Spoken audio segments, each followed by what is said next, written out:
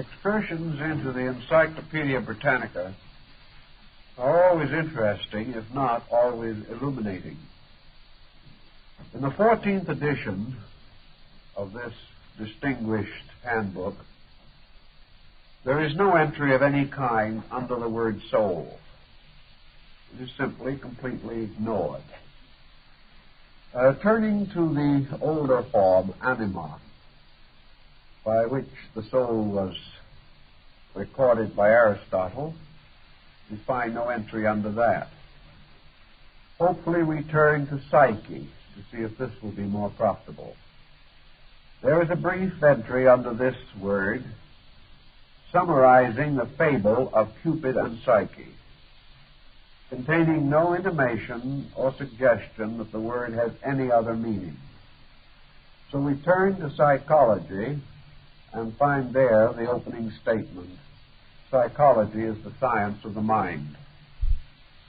Thus the soul, as we are more or less inclined to think of it, receives no major heading in this work.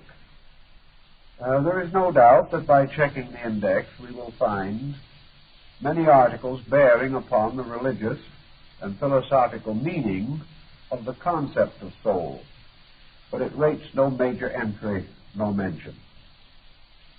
This is more or less the result of a trend that has been going on now for better than a century, in which the effort has been consistently made to identify the internal life of man entirely with his mental and emotional structure.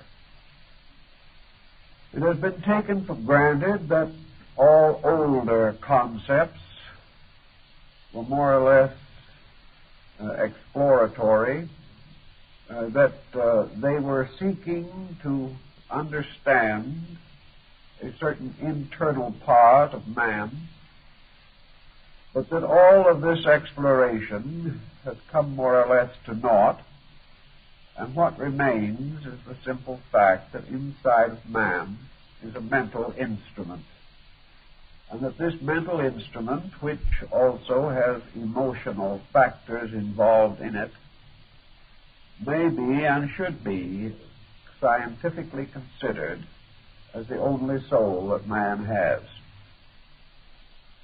This, of course, is utterly contrary to the very institutions of philosophy from which even the term psychology originally came. Psychology does not mean literally the science of the mind. It means actually the science of the soul.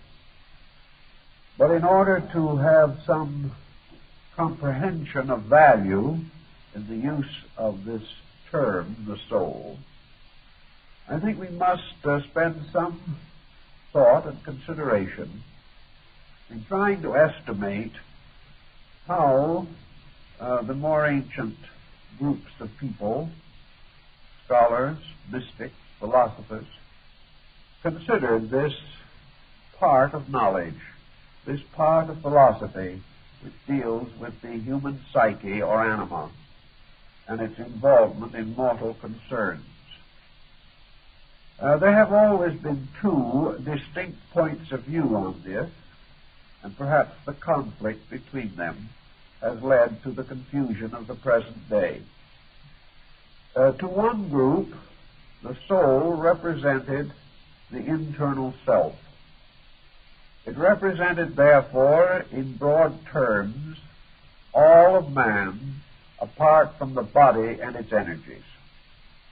The soul was therefore the person in the body. It was the soul that actually constituted the thinking, feeling, moving force within man. It was the soul that bestowed character.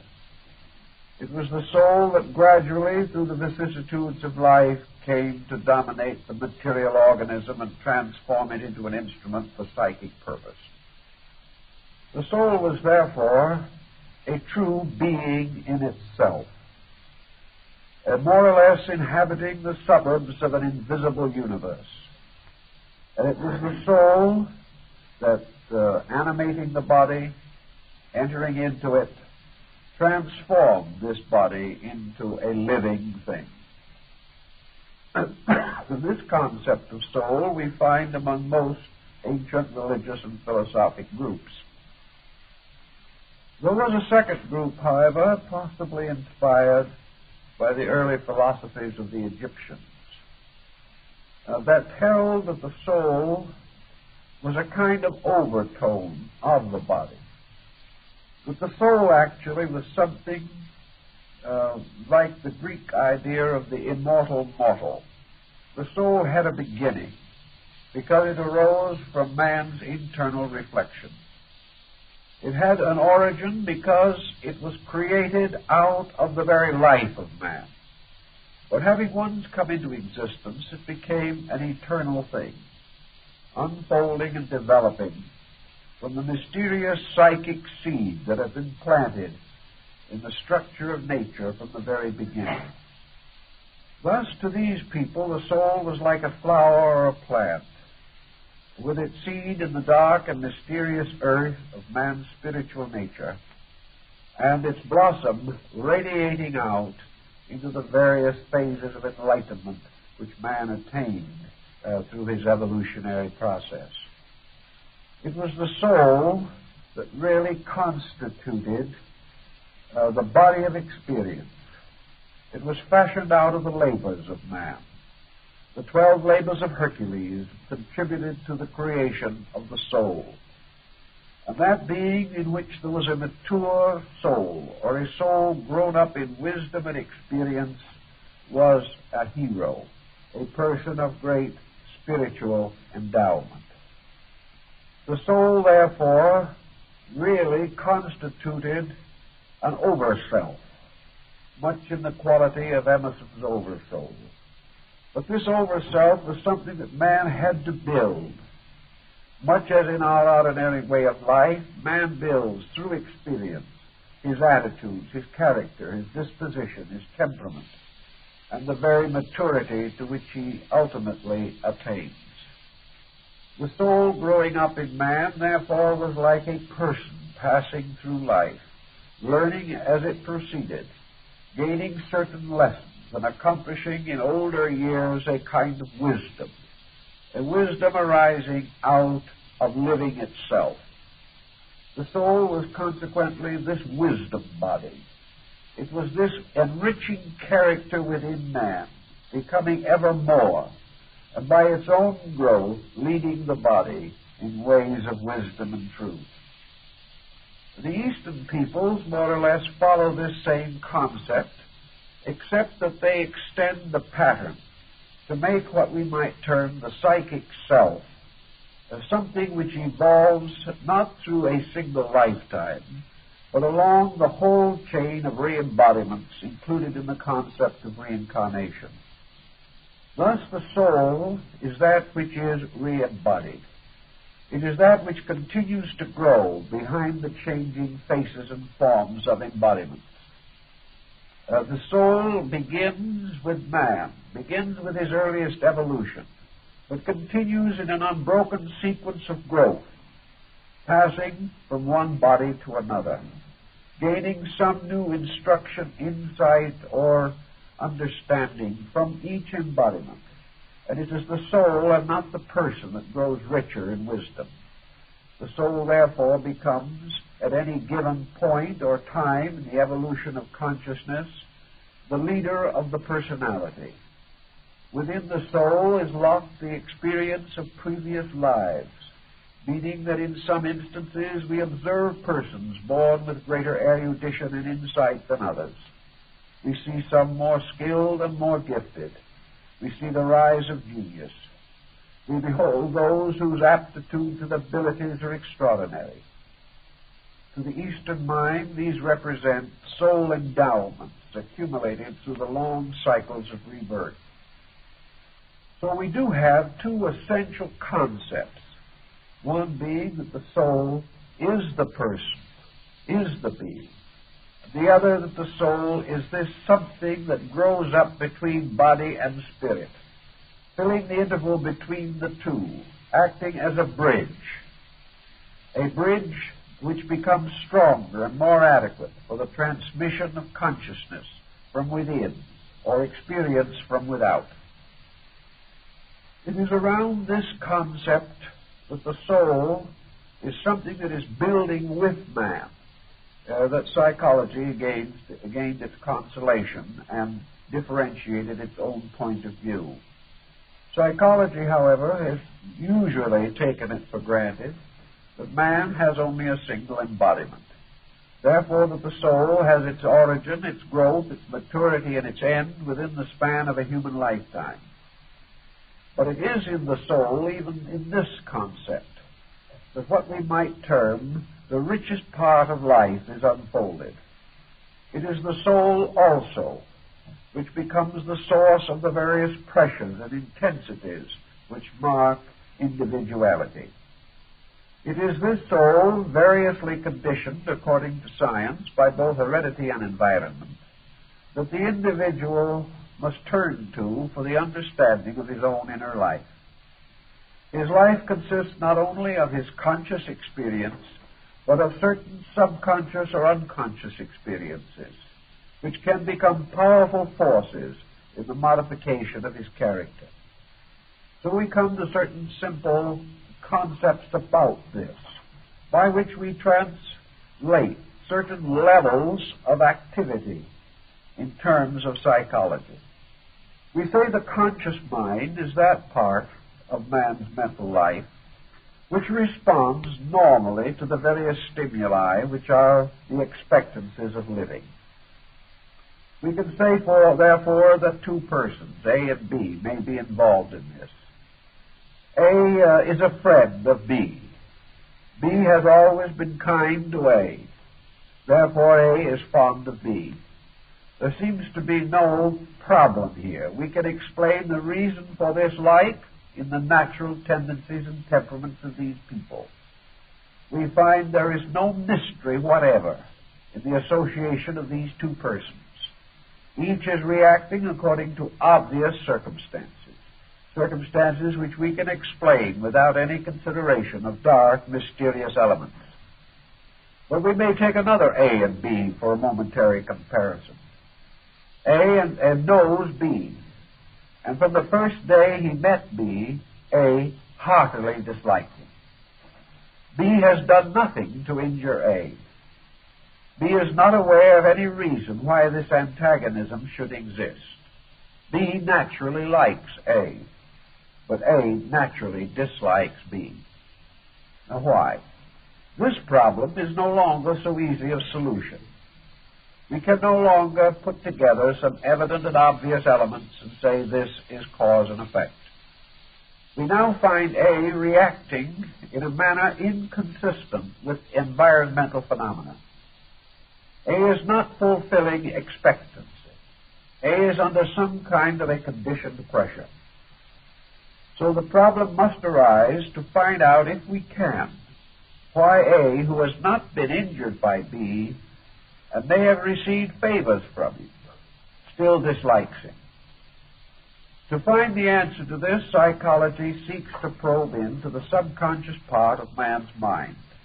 It seeks to discover, if possible, hidden reasons for the animosity that exists. One of the simplest of all these hidden reasons could be similarity, or perhaps association. It is quite possible that sometime in his life A has known someone resembling B. This other person in some way was unfair or unkind to A. Therefore, when A meets B for the first time, this old hurt, this wound, this unhappy situation is refocused, and A associates B with a previous injury. Thus, he naturally has an antagonism which will remain unless he is a big enough person to overcome the subconscious prejudice. Here we see another type of pressure moving less obviously under the surface of A's personality. Out of the study of A's secret pressures, therefore, a certain type of psychology has been developed. It has attempted to discover the reason for unreasonable mental and emotional conduct. To some degree, it has been successful in this, but in some cases it has been almost completely unsuccessful. Also within this area, there is another problem with which psychology has been still less adequate. And that is where it is not a matter of A disliking B, but that A has a deep and wonderful gift for music or art, and B has none of these characteristics. B is comparatively giftless. He is simply an extremely ordinary person. A is an extraordinary person. Now, the question of the psychological pressures of excellence, this question is more difficult to solve than that of prejudice. The answer we would naturally seek in the classical way, whether A has been subjected to some environment in which he had peculiar advantages over B in the attainment of genius. This may or may not be a fruitful line of research. Probably 3/4 of the time it is fruitless. The next question is, can we trace this from heredity? Is it possible that in the background of A there have been great artists and great musicians and great achievements, even though several generations back? Tracing this is, of course, increasingly difficult as we retire where fewer and fewer records are available. But often there is almost nothing to indicate that this is the solution. It may well be that A comes from a family of 5 children. Of these 5, he alone is talented, but all the others share in the same heredity. This offers question which is at the moment more or less shelved for future consideration. It will not fit into the approved pattern of things, but the human mind is very slow to change patterns that seem to be reasonably satisfactory, whether they are applicable or not. So we then have to try to find out, if possible, how it happens that A has entirely different endowments from B or from other members of his own family. And this would seem to point out the necessity of increasing the perspective on the psychic life of man to include more than one embodiment. It would seem necessary to assume that A carries a potential, that this potential came from somewhere, and that this potential was not an accident. It was not something that was merely fortuitously bestowed. It is easy enough to fill the universe with accidents if we want to think this way. But this thought very seldom contributes anything to the advancement of concrete knowledge.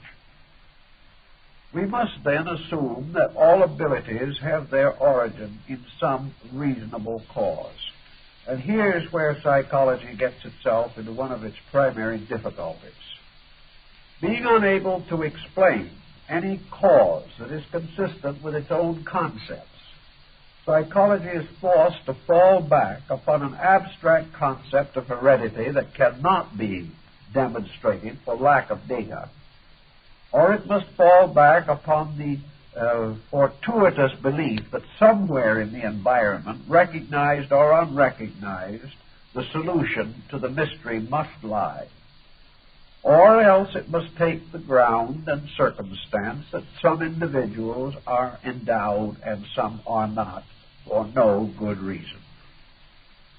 Psychology has been dealing with the problem of no good reason for some time. It has been forced to assume too many accidents, and it has also been forced to associate the individual with too many modifying circumstances over which he has no control. From this approach, we finally come to the principal dilemma from a moral and ethical standpoint which psychology faces, namely that it forces upon us an amoral universe, a universe in which there are no values, where things simply happen, and there is no excuse for their happening. There is no reason why one individual should try harder than another, because there is no probability that effort will ever be actually rewarded. Rewards are not in terms of efforts, they are in terms of accidents. While this in the very abstract laboratory approach may be comparatively meaningless and contribute very little to the complication of human life, when this reaches out into society and becomes a dominant thought or a dominant opinion or a dominant belief, it does and has undermined man's ethical moral life. It has given him a peculiar attitude toward things, an attitude essentially unlawful and meaningless, an attitude in which values as such no longer have any distinguishing boundaries, a universe in which anything can happen and nearly everything does, and there is no particularly good explanation for the greater part of it. The ancients would not accept this. Perhaps they were too simple in their thinking, too direct to acknowledge such a concept. Perhaps they were too wise to accept it. But in any event, they would not build their universe upon this idea of incident and accident. They insisted that all things in nature had reasons, had explanations, that everything that occurred according to some reasonable plan, pattern, law, or truth. Consequently, that the differences in human life, human behavior, human attitudes, human estates must be lawful differences, not accidental differences. And the only way they could solve this was by extending the lifespan of the human being, so that that which was not accomplished in the present life could be traced to a previous embodiment. And that which was not worked out or fulfilled in this life must be extended into a subsequent embodiment. In the ancient concept, the primary end was that justice should be universally applied, whereas at the present time, the concept of justice has very little place in most scientific thinking. It has no bearing upon the psychology of accidents with which we are so heavily dominated in modern thinking. Now, psychology has as its theoretical achievements two ends, both of which are regarded as essentially useful, and within certain reasonable boundaries they are useful. One is psychoanalysis and the other is psychotherapy. Psychoanalysis is the effort to understand man, to understand the reasons for his attitudes and for the various unreasonable emotions and thoughts that arise in him. Under analysis, a certain amount can be demonstrated. It can be shown, for example, how dangerous prejudice can be. We gain a very valuable insight into the reason for unaccountable pressures that distort the person, which damage the individual himself, and which bring upon him numerous misfortunes in life. It has been well demonstrated in a number of cases that the individual, heavily burdened by internal intensities, can damage his life, his health, his career, and his social standing by permitting these ancient grievances of his own temperament to continue to dominate action. Thus, if the person becomes too pressureful as the result of incidents which occurred in this lifetime, if the individual has reacted badly to all the experiences of life, if he has fallen under the glamour of self-pity, if he has inordinate ambitions, if he is determined to achieve his own ends regardless of cost to others, whatever unnatural, unreasonable, unethical intensity may affect him will certainly bring with it results that are detrimental to his happiness and peace of mind. Psychology, then, shows that a bad disposition does nobody any good, and this is a very basic and valuable discovery. The only answer that they do not seem to be able to work out at the present time is what to do with a congenital bad disposition. How it happens that some individuals seemingly are born in the objective case and never get over it. How it happens that some persons are difficult from the beginning, easily inclined to neurosis, likely to take the wrong angles and the wrong views of everything, whereas others, born in the same families, under the same social conditions, in the same races, and in the same countries, are much more docile, easily regulated, and more idealistic and constructive in their points of view. These problems are still tossed back into the mysterious bin of heredity and must remain there until some wiser solution is found. But there has been sufficient to prove, beyond doubt, the simple fact of mental hygiene, namely that as the individual thinks, he will pay in terms of happiness and health. Now, the psychoanalysis dealing with this phase of the problem leads naturally to psychotherapy. How are we going to get the individual out of his bad habits? This has resulted in a break into smaller schools of most of the larger psychological streams. There have been many different groups arise, each of which has a different approach to this problem of psychotherapy. Some hold that the most important thing is to place the individual under counseling, to keep him extroverting his pressures until he exhausts them. Others feel that the individual can gradually be taught to appreciate by a kind of inward experience the quality of his own mistake, and out of this will come gradually a rescuing or restoring of normalcy by the effort of the patient himself. Others have resorted to hypnosis, drug therapy, and everything that can be devised by modern science to help the individual to fight the tensions which his own pressures and dispositional intensities have created within him. To a measure, this type of psychotherapy has been helpful. It is especially helpful in advanced cases of psychiatry. But all in all, we cannot say that psychology as it is today is a perfect art or even nearly a complete science. Such is not the case. It is still a dependency, dependent upon the large structure of philosophy for its realities, for its integrities, and for its survival. Fortunately, the present trend is toward this realization. And where a few years ago the psychologist was a very complacent person, certain that he had the final key to human happiness, he is now far less certain of this. And part of his increasing modesty is due to the circumstances of contemporary life. He is discovering, rather to his amazement, that although we have more psychologists than ever before, we have more mental illness than ever before.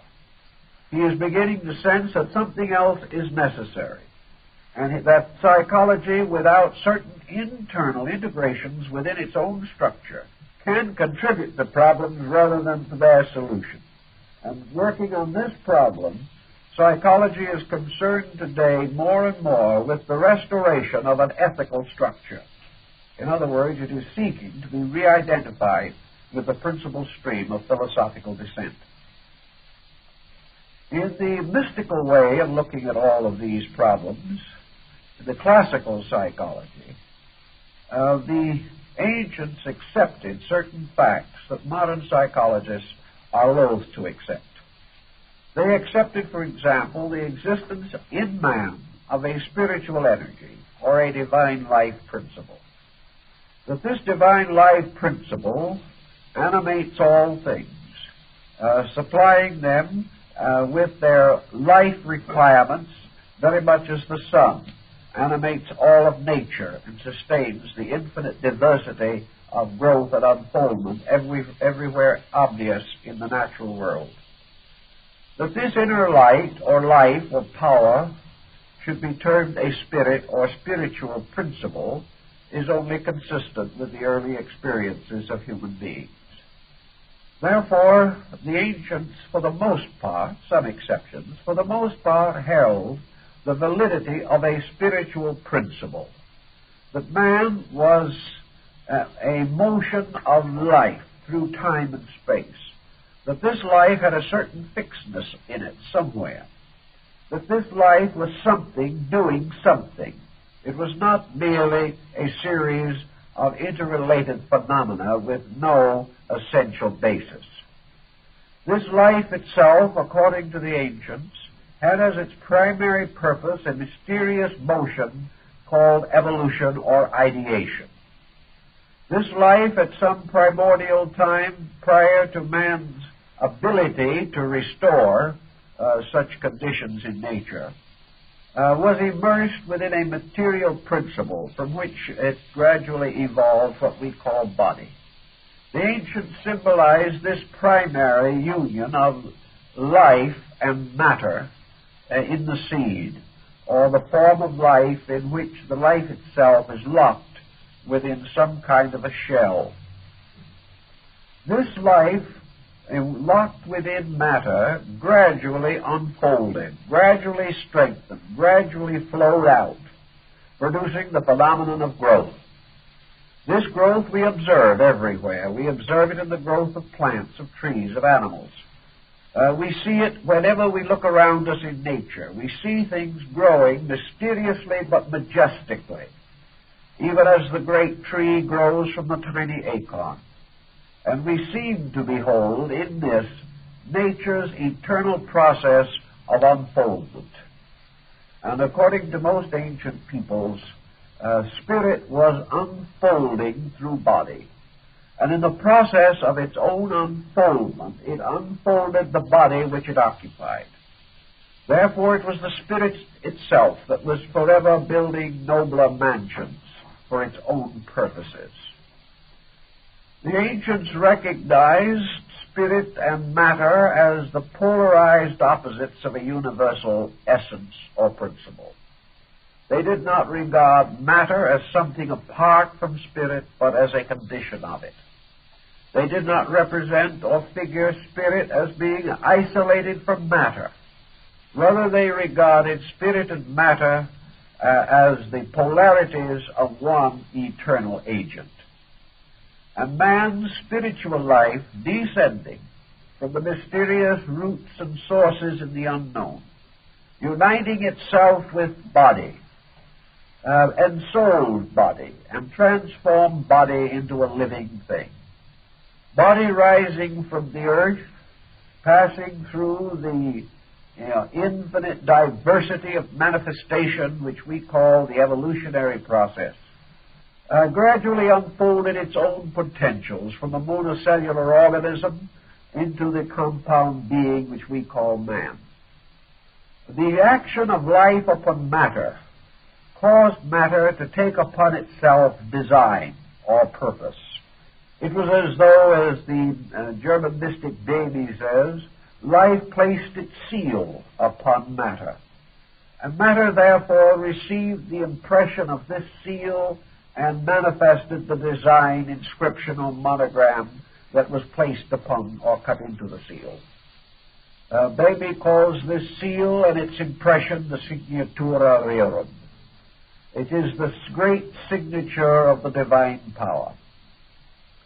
Now, when life seals matter with its monogram or its mysterious heraldic device, the seal itself is called form.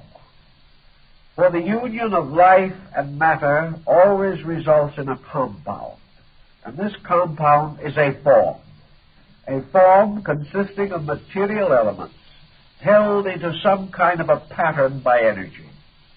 This form, like the mysterious geometry of snowflakes, means that something has crystallized around patterns, around a magnificent geometry of life itself.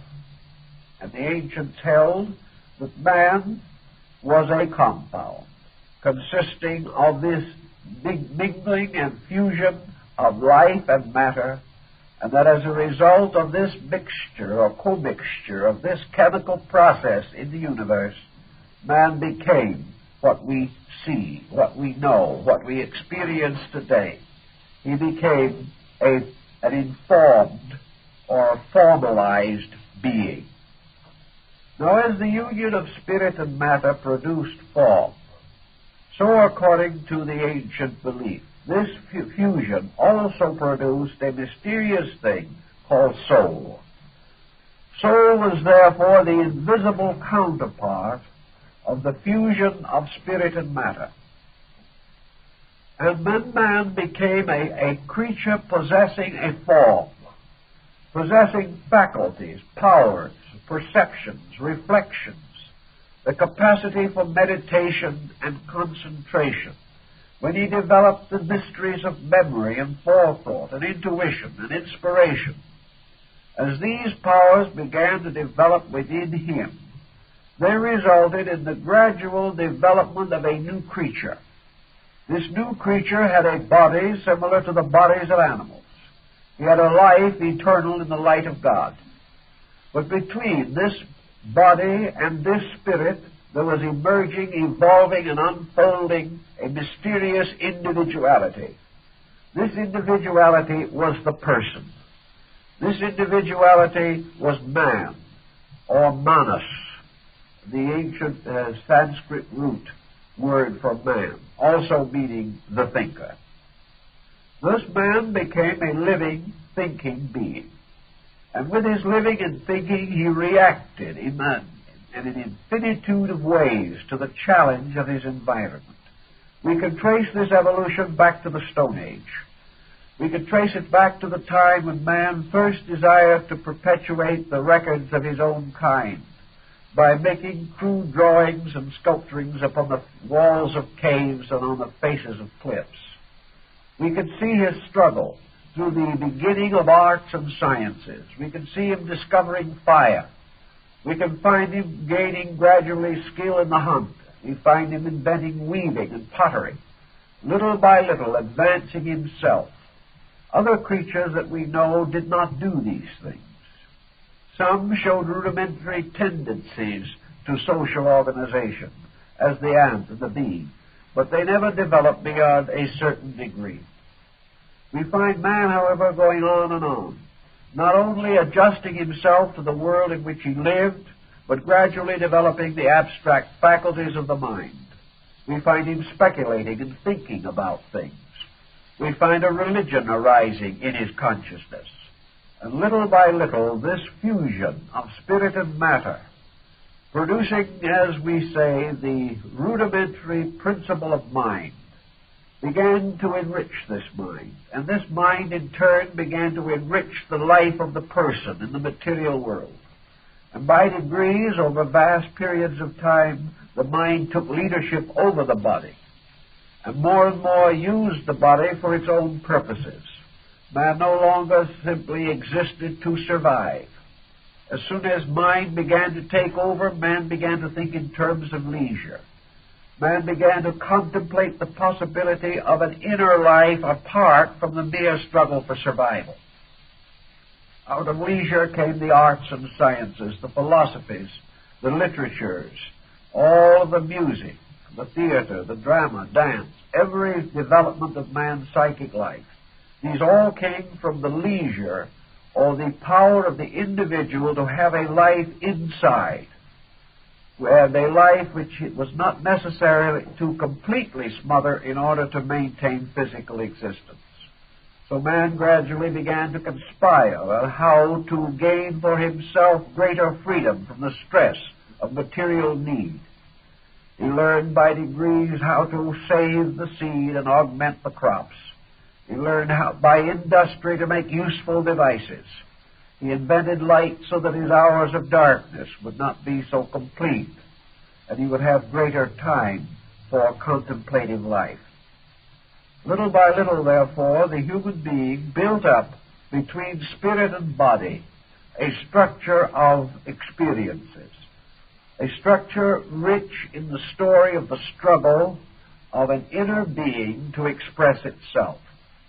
Now, religion may in some instances identify this inner being totally with spirit. But the animal has spirit. The bird, the fish, the insect, all these creatures have spirits. They are all alive. They are just as much alive as man. But they have never individualized this mysterious middle ground. They have never taken life and gradually given it a certain integration. They have never created the power to create leisure for themselves. They've never found the way to use this leisure. If these other creatures had ever gained this power and this skill, they would probably have long ago overwhelmed man, because they outnumber him, and in many ways they are infinitely more resourceful than he is. But they have never had this sense, this mysterious power of gaining mastery over destiny.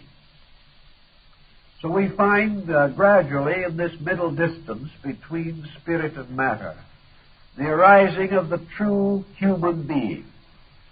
We find him, therefore, suspended twixt heaven and earth, dominion wielding. He is like the Chinese triad of heaven, earth, and man.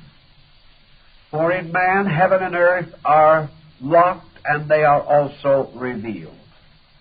Man, through his own individuality, is gradually revealing the universe. And in so doing, he is also exploring, discovering, contemplating universal phenomena. Thus the ancients were convinced that there existed this soul in body, that this soul was the highest expression that we have of the manifestation of universal energy, that it was a particular manifestation, that it was a highly personal one. The human soul cannot belong to anything except man. And the human soul could not come into existence until man became a self-responsible agent. The human soul has to gradually gain through experience. The human soul has to react to pleasure and pain. It has to discover its mistakes. It has to advance its virtues. It has to punish its defects, until finally, because it has individuality, because it has a certain moderate determinism, which it calls free will, this soul is capable of growth, capable of becoming. It is also capable of limiting or delaying its own growth. But because this growth is part of universal life itself, it cannot completely destroy the power of itself to grow. It can damage this power, but it cannot frustrate its purposes. Thus man arises as the Son of heaven and earth. He arises as having been endowed by nature with the richest part of natural heritage, and endowed by the divine principle with the potentials of his own divinity. Man then is indeed a creature in whose nature the ultimates and the extremes of existence are both bridged and reconciled. On this basis, then, we have the concept of the soul as it was understood by the Greeks and by most other ancient peoples. And because this psychic power gradually gained the knowledge of itself and gained the power to contemplate its own structure, its own majesty, and its own manifestation through the study of its consequences as a force in life, so man began to develop a science of his own soul. He gradually developed realizations of how the soul could be advanced in its purpose, how it could be retarded, what would enrich it, what would impoverish it. He also gradually came to know the needs of the soul, what was necessary to its growth and happiness, its normalcy and order. Plato gives us a considerable discussion of this particular subject. And like most of the Greek philosophers, he assumed that finally the soul was a geometrical equation. It was a kind of mathematical creature. It was a creature that could be best symbolized by numbers, and by their arrangements, and by the unfoldment of the symmetrical Platonic solids. The soul also, in addition to all of these other characteristics, according to the Greeks, being, so to say, a product of the union of heaven and earth, could be lured away from its middle place by the various circumstances of life. The soul was perilously poised on the roaring ridge of heaven. It was truly in a middle ground or middle distance between extremes. And man's own abilities to maintain the equilibrium of the soul, these abilities determine very largely the health or sickness of his own psychic self. If the soul was caused by the intemperances of living to verge toward the body and become identical with it, then the individual was termed a materialist or a sensualist. Then it was that the soul, instead of regulating the body, became its slave. This is the allegory behind the story of Samson, who, having been blinded, was bound to the millstone of the Philistines. This soul that is blinded by materialism becomes, as it were, bound to the millstone of the material world and its problems, grinding out corn for profit, continually enslaved by the very body which was fashioned for its purpose and for its unfoldment. As the soul went or verged nearer and nearer to body, it was said to enter into a stupor, or to become obsessed or possessed by body. It became numb and intoxicated with the pressures of the senses, until finally this soul descended into a darkness, losing all sense of its own existence, forgetting that it was a living thing, and remembering no part of its divine origin, a point again brought out for the parable of the prodigal son, and in the Gnostic legends by the hymn of the robe of glory. The soul, having thus lost all sense of its own divinity, of its own nobility, became simply an instrument for the gratification of the sensory perceptions. Its thoughts were only in terms of the comforts of the body, the fulfillment of material ambition. It dealt in stratagems and spoils.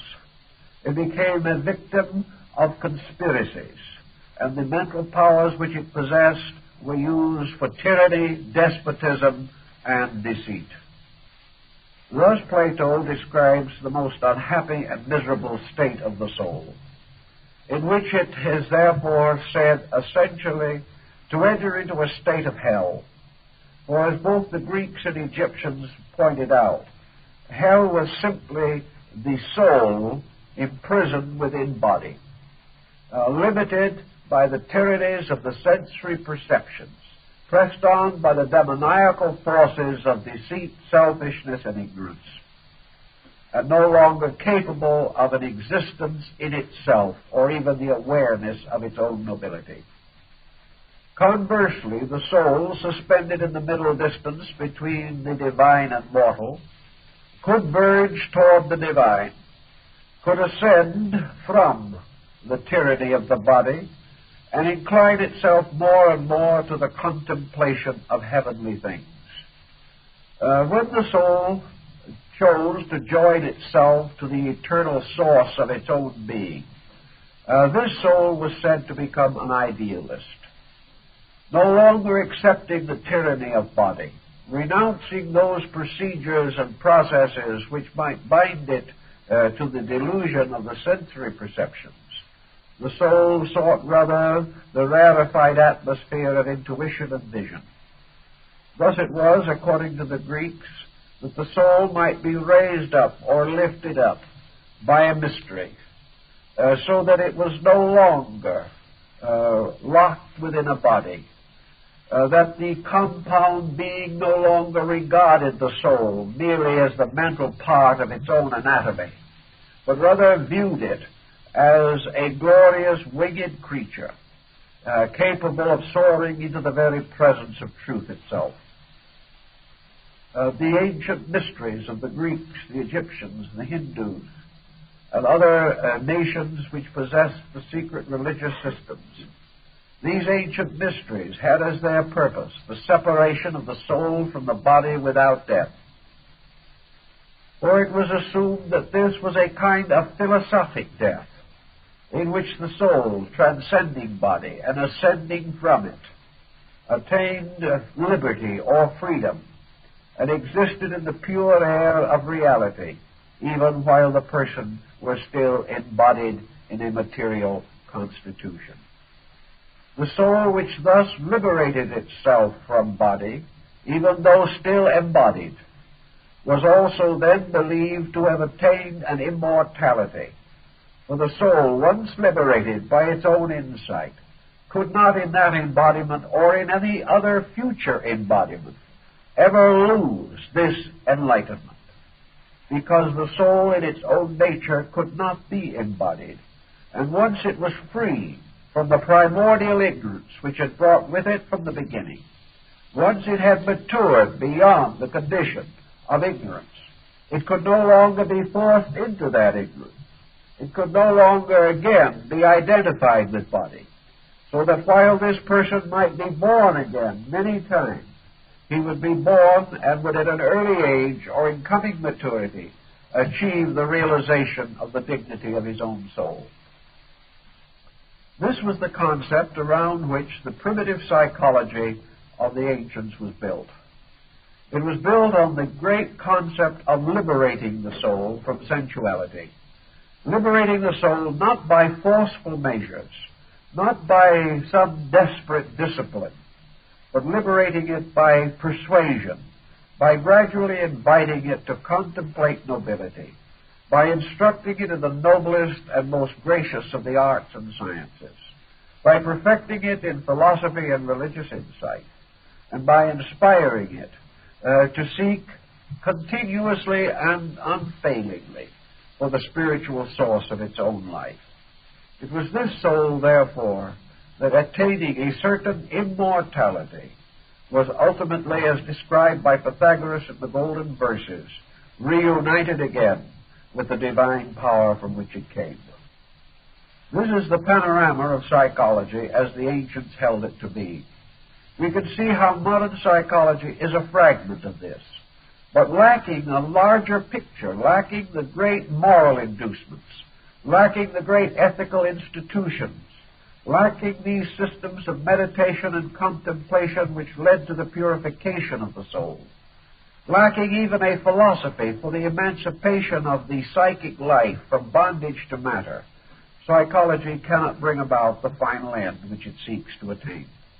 It must therefore remain forever a partial science, unless it finally reaccepts into itself the full structure of the ancient learning to which it once belonged. Now, in addition to the problem of psychology, we must turn to the next phase of our problem, which is epistemology. The word epistemology comes from a Greek word which means knowledge. And the main problem and concern of epistemology is to discover the nature of knowledge. And this is a question which is of great importance to thoughtful people and no importance to the thoughtless. Many individuals have no interest whatever in knowledge. They accept certain things as knowable and certain things as not knowable, and that is the end. Or they think of knowledge as opposed to ignorance.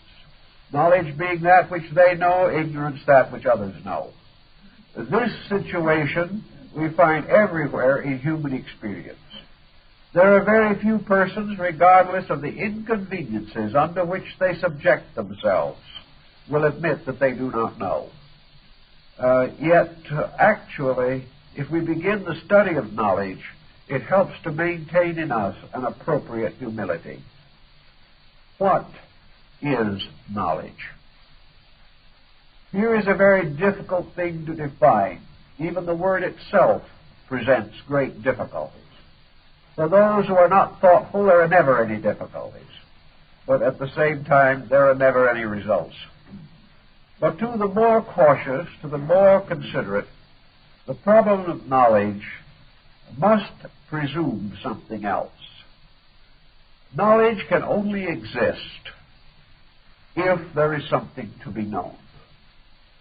Knowledge must therefore be dependent entirely upon the validity of that which can be known.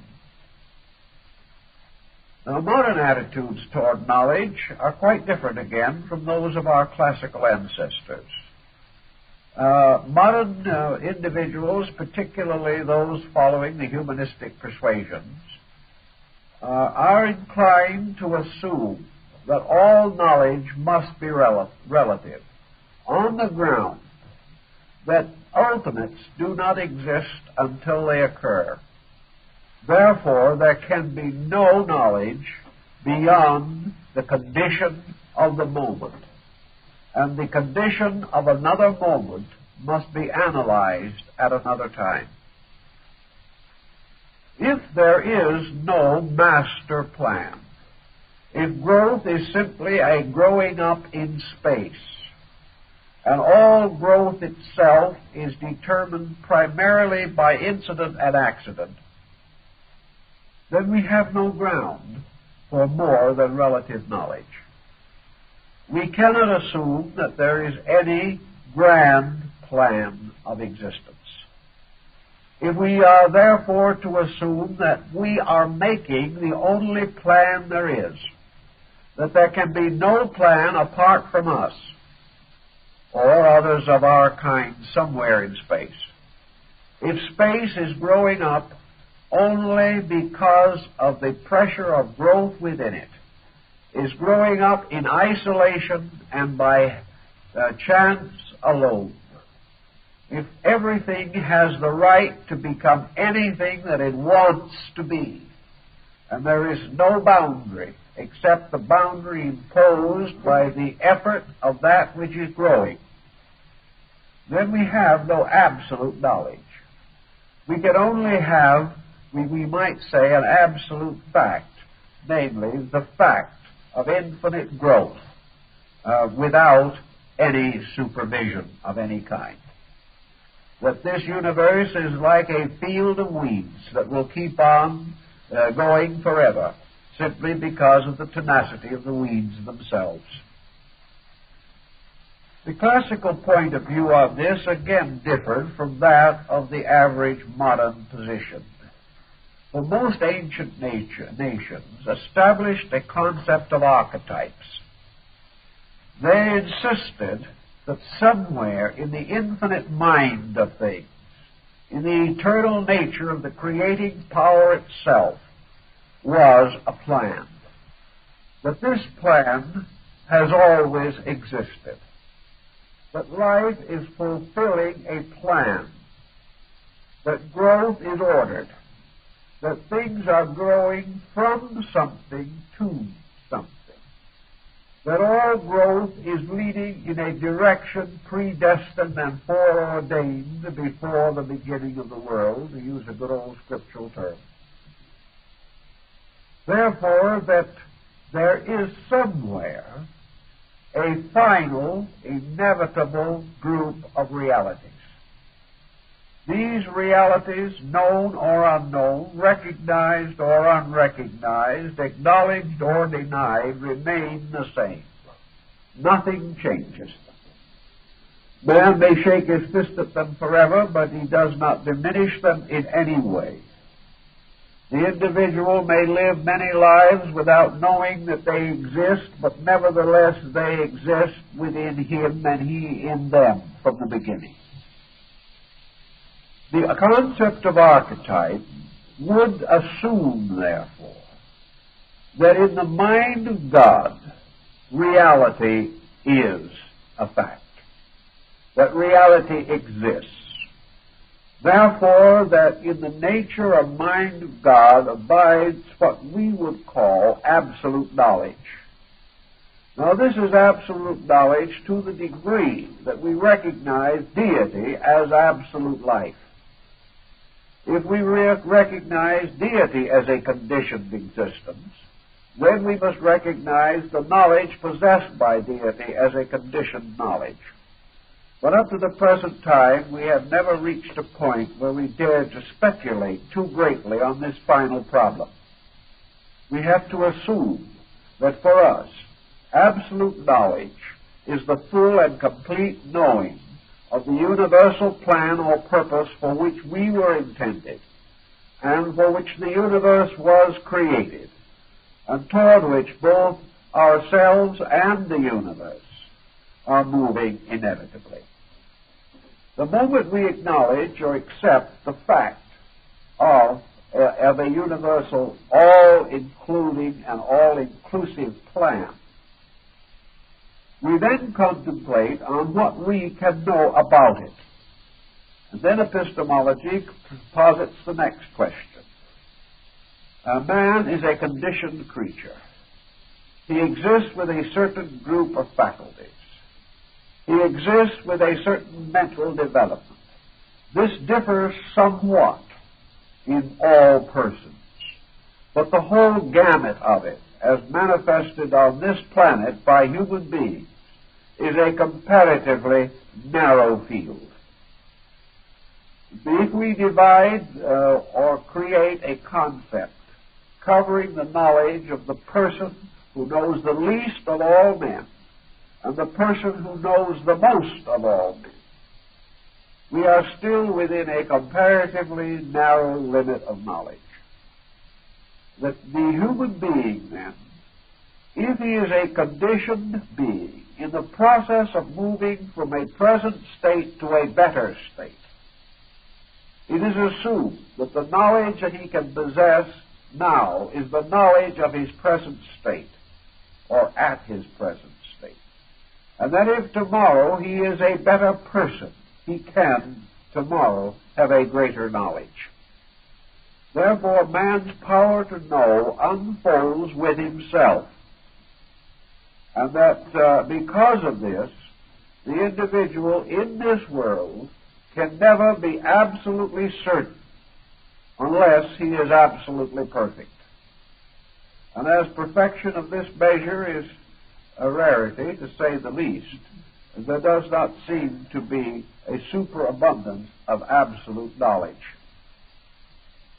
Ethically, we go into the next question, naturally. Is absolute knowledge necessary to a creature possessing only finite capacities? Is it necessary that the finite should understand the infinite? Probably it is not necessary. But it is part of man's ambition to overestimate himself, and out of a little knowledge to assume that he is worthy of a greater knowledge. But we do know certain things within the range of epistemological thinking, namely that knowledge can be increased in man to some degree in the course of even a single lifetime. We may say, therefore, that the child who has been to school has more knowledge than the infant. We may assume that the mature human being has more knowledge of some kind than the child, and that the person who has lived out his 80 years of a rich life of experience has more knowledge than a young person in their teens or 20s. All things being otherwise equal, we therefore say that there are two ways in which knowledge can be increased. First, by education, and second, by experience. These two forms, therefore, gradually increase the knowledge which the person possesses. But this increase is usually limited to a comparatively narrow area of material needs, responsibilities, or desires. The person experiencing material things becomes learned in them. An individual going to school becomes informed in the arts and sciences of his times and conditions. But it cannot be said that either of these persons has broken through the comparatively narrow boundaries of material knowing or material information. Epistemology then brings out the question, are there other ways of knowing? Epistemology does not say that knowledge has to be limited to education and experience, but it points out that these form a simple example of how knowledge can increase even upon one level of activity. Knowledge does not, however, transcend that level so long as it is related to the education and the experience of that level alone. Philosophy also points out that by certain interior attainments above the ordinary, based perhaps upon the advantages of being embodied with a more mature soul than that to be found in another person, certain individuals possess a greater degree of essential knowledge than others. By essential knowledge, we now mean knowledge which enriches life rather than merely enriches living. And knowledge by means of which the internal and eternal values of existence become more clearly comprehensible to consciousness itself. And the world has produced certain heroic persons, great religious leaders, great inspired teachers, of whom it may most reasonably be said that their knowledge of essential values has exceeded that of the average individual. It may not necessarily be said, however, that even the greatest of these has become all-knowing. Thus we observe that by various conditions, circumstances, or by various means, certain individuals have a larger allotment of essential knowledge. This essential knowledge they have conveyed to others. The transmission of this essential knowledge may be called higher learning. Higher now in the sense of deeper or richer learning. Higher in the sense of being beyond and above the common knowledge which we use in the performance of the various tasks of the day. Epistemology therefore points out that all these sources together may be said to constitute one grand part of knowledge. Knowledge arising from experience, knowledge arising from education, knowledge arising from contemplation and meditation, and knowledge arising from the practices of rational disciplines within the person himself. Now, epistemology says, does this sum up the entire pattern of possible knowing? And it adds one other, a highly controversial factor, namely the possibility of knowledge from within the being itself.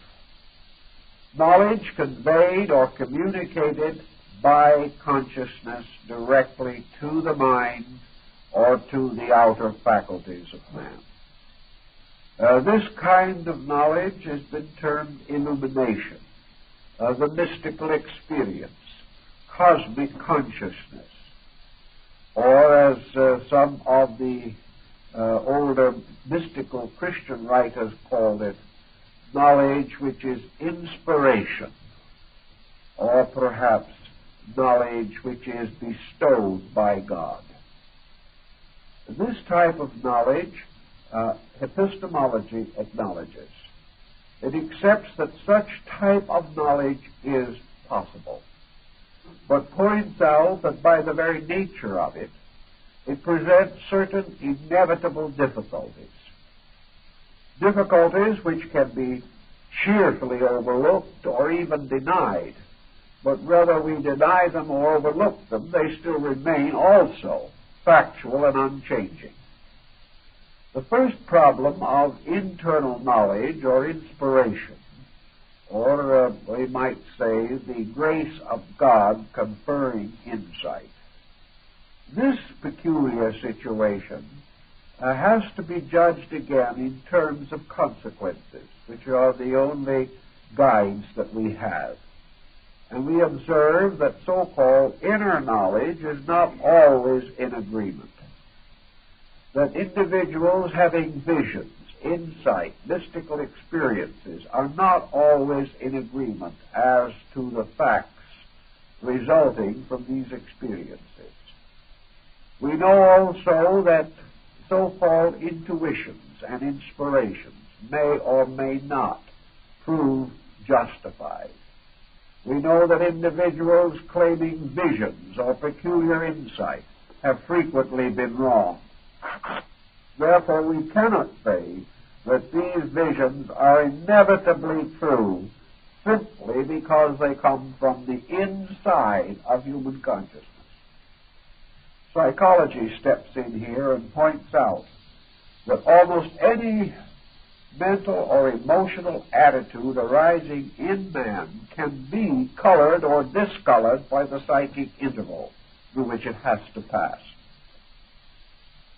Thus, we can say that, empirically speaking, it is perfectly possible for an absolute knowledge to exist in the nature of God, and this knowledge to be revealed to a large degree, perhaps not absolutely, but to a degree beyond the ordinary communications of knowledge.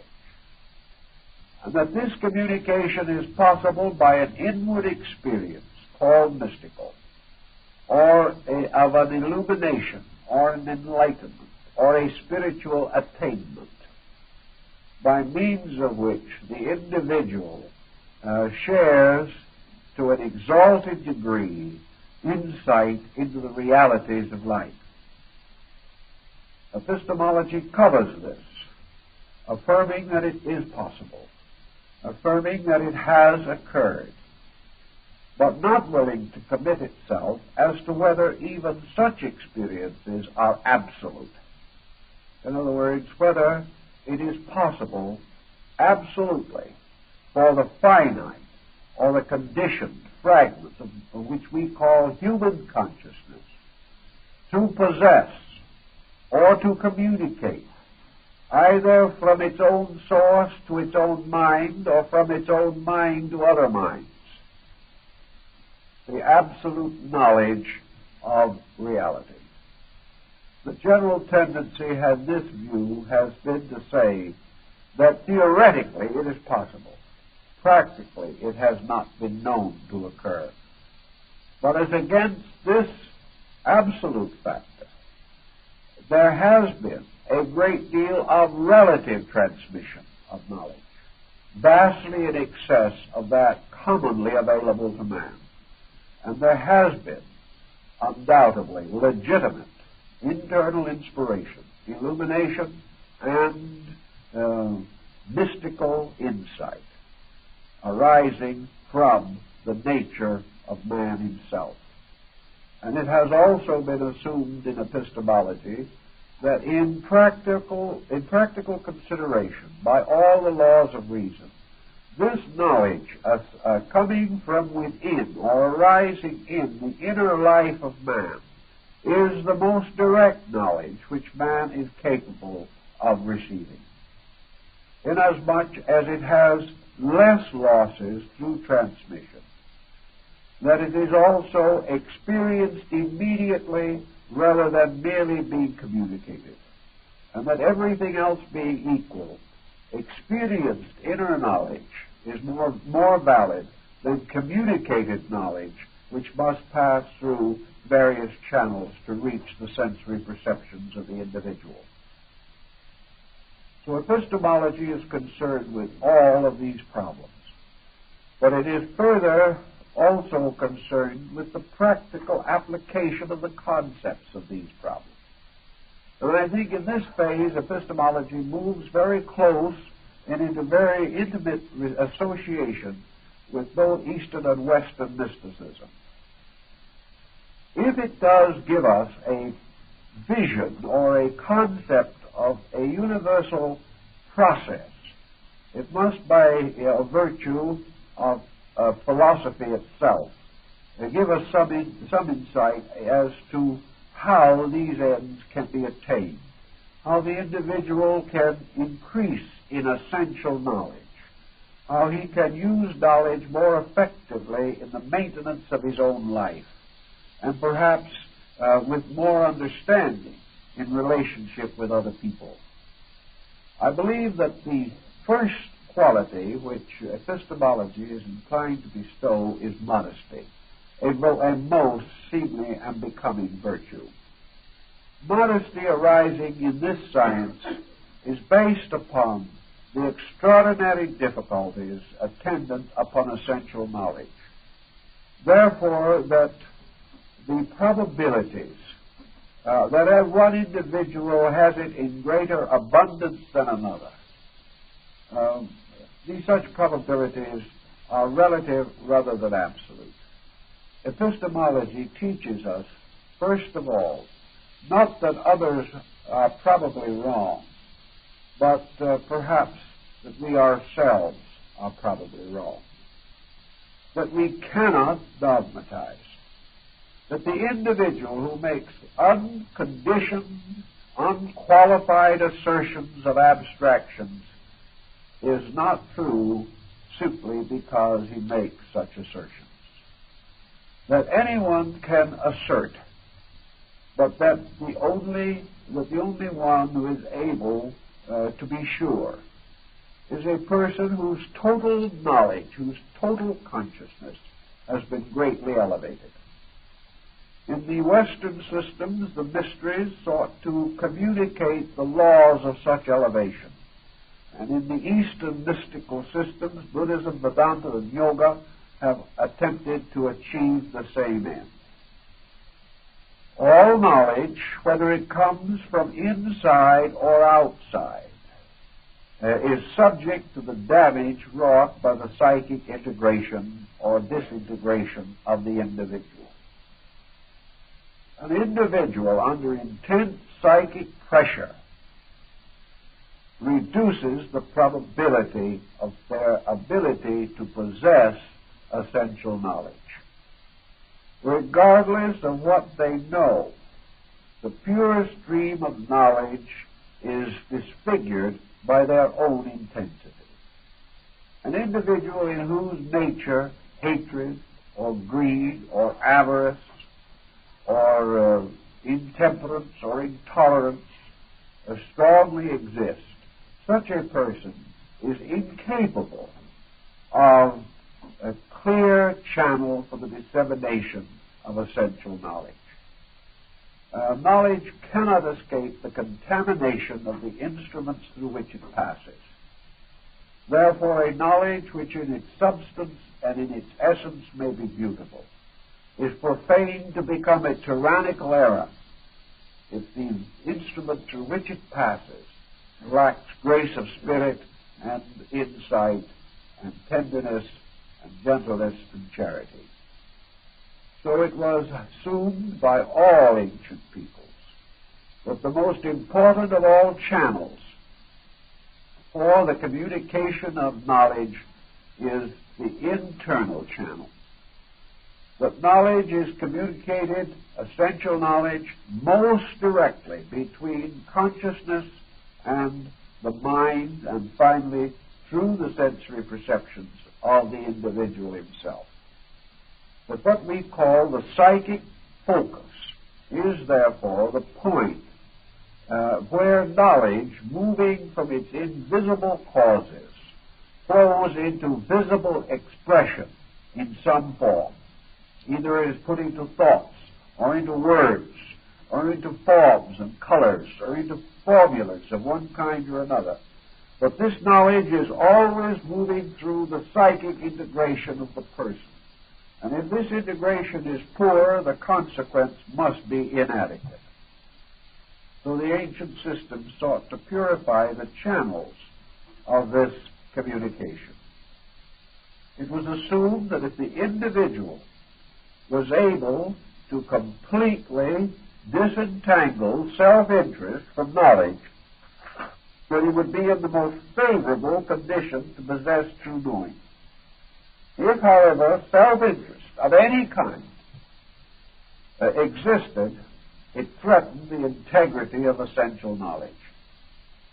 Thus, while knowledge from within is the most pure in principle, knowledge from the outside is often the most effective in practice. For example, the individual, under the normal conditions of life, may never be able to intuit or gain from within himself as clear a concept of knowledge as he can read from Socrates. Not because he couldn't, but because he lacked the integration which made possible the communication of this knowledge. He even lacks the thought forms by means of which he could embody this knowledge in practical ideas. He lacks the ability to rationalize the very impulses of knowledge that might come to him. Therefore, while it is true that the mystic, in a pure state of subjective insight, can receive a pure stream of knowledge more clearly, more intimately, more immediately than he can ever receive it from the outside, this is not true of the average person. It is not true of the average person because he lacks a trained instrument. Now, we may say that when someone like Socrates puts his thoughts into words, and these words are translated into another language, and we finally read them, that there have been many opportunities for errors to creep in, that we are far removed from even Socrates as a basic source of knowledge. This is true.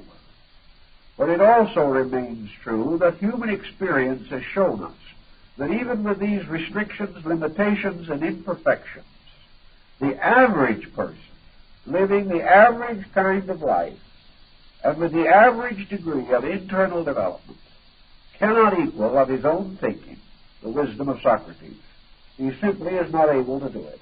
He lacks the internal development which makes this possible. Therefore, it is sometimes better for man to choose a good teacher from the outside until he is able to integrate his own psychic organism, until he is able to find that perfect temperance of the soul, which the ancients called the climate of enlightenment. While this individual is subject to temper fits, depressions, spells, and attitudes of an intemperate nature, is burdened with innumerable fixations and problems of this world, has solved none of the immediate and environmental situations that confront him every day. Such a person is in no condition to receive a pure stream of inspiration. Now, the answer to that one also presents another question in epistemology, namely the experience that we sometimes seem to have, as in the case of Paul of Tarsus, where an individual with practically no known virtues was the recipient of a divine revelation, and that Paul received the vision of Christ when many of the most pious and sincere of the Christ followers never had any such vision given to them. And yet Paul at that time was on his way to persecute the Master. I think the answer to this has to lie in a chemistry which we cannot solve in a one-life theory. The experience that came to Paul came as the result, undoubtedly, of a long previous record of karma. Actually, Paul was a sincere man. He was doing what he believed. He had not apparently in this embodiment at that time reached the point in which he could transcend the material elements of his personality and receive the full psychic maturity which he had brought with him from a past life. Whereas man matures physically and intellectually, say around his 21st year, the average person does not mature psychically till they're at least 30. Therefore, Paul had not picked up his own insight. He had not revived the pattern of his own previous merits as they had been built up. And it was when he received this maturity of his psychic life that he suddenly realized his mistake and repented of it genuinely and sincerely for the rest of his life. But even prior to that, I think the records all indicate that he was a very sincere person, doing that which he believed to be right. And this was important in his karma. Now, in the same way, under certain conditions, individuals who apparently have very little claim to spiritual maturity have apparently had authentic spiritual revelation. Epistemology faces this problem also. It points out certain conditions which can arise within the life of the individual, conditions which have to be lawful even though we cannot fully understand them. One of the problems that seems to play a factor in this is that very often psychic or mystical revelations are found among comparatively simple and untutored people. This may be partly due to the fact that these individuals have not developed the tremendous materialistic intensities which dominate the life of other more sophisticated individuals. Therefore, the simple, the meek, those of extremely humble nature, seemingly are peculiarly suited to receive visions and mystical experiences. Perhaps it is because these simple people have very little selfishness in them. They have never really thought of building a tremendous personal sophistication. I think that was true of Davy, a very simple, pious man who never for a moment questioned the simple faith that he held. He tried to live it. He lived a simple life as a shoemaker. And perhaps by his very detachment from the illusionary pressures that mark more sophisticated existence, he was an available channel. And this availability, again, probably goes back to psychic maturity at a past time. Altogether, in all probabilities, where illumination or the mystical experience seems to strike a person whose qualifications are not obvious to us, I think we have to recognize with the ancients that these things rest with a karmic law that goes back over a very long period of time. And that the working of this karmic law may or may not be obvious to anyone studying merely the external personalities of these individuals. Epistemology also goes into the nature of essential knowledge as to what it is. What is the most essential knowledge that we can conceive of? And I think the only answer that we can positively say to that is that the most essential knowledge is to know that there is a universal or divine plan. That essential knowledge is to know with absolute certainty the power that governs the world and the purposes of that power. From that point on, all growth lies not in knowledge but in obedience. And knowledge must be the basis of enlightened obedience. We cannot obey efficiently or practically that which we do not know. This is the excuse for knowledge. This is why epistemology is important. It is that it must provide the individual with the facts needed for the direction of his own conduct in action. If this knowledge is not available, then the individual cannot direct his own life. So the nature of knowledge, the possibility of the attainment of knowledge, and the substance of that to be known, all of these become moral forces in the life of man in his evolutionary growth. Today, we have very largely theoretical knowledge. Therefore, we have many beliefs that are accepted but are not known. We have some beliefs that are acknowledged but not vitally followed, simply because the individual has not experienced any vitality in these beliefs. As a result of this alone, we have hundreds of millions of nominal members of religious groups who are not practicing their religious beliefs. They may to some degree be trying, But there is no energy in this. There is no libido behind it. Because this doctrine, this creed, this code is simply something that has been imparted to them. It is something held in common by many members of a sect. It has never been vitalized by any internal experience. It has never taken on the form or quality of essential knowledge. We therefore can go against our opinions or go against the opinions of others with very little hesitation. But it is extremely difficult to go against that which we internally know by experience. Experience must ultimately convert us all. And experience is either a man's intuitive psychic recognition of truths as a result of the daily processes of life, or experience is man's participation in an overstate of knowing, through visions, through inspiration, through intuition, or other extrasensory perceptions. Such knowledge as is derived from the internal has the greater authority, but also presents the greater hazard because we do not know what level this inspiration has touched. We are not sure that it has reached into the core of things. It may only be a psychological pressure arising from some willful purpose of our own, some determination to achieve a goal which is not universally appropriate. So we have to be extremely careful in the estimation of this type of revelation.